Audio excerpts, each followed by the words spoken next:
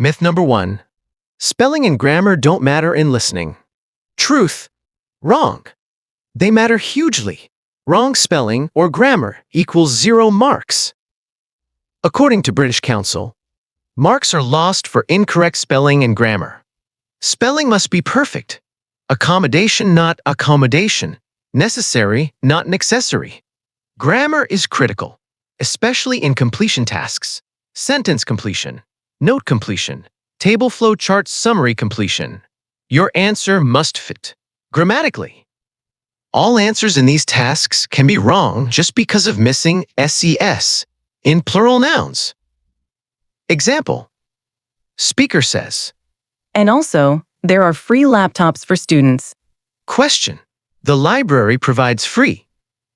For students. You must write laptops. Write laptop singular completely wrong, even if you heard it right. The sentence needs plural to match. This tiny error happens all the time. Students lose 3-5+ marks easily. Tip. Look at words around the gap. Many, several, a lot of, usually plural. Practice common words.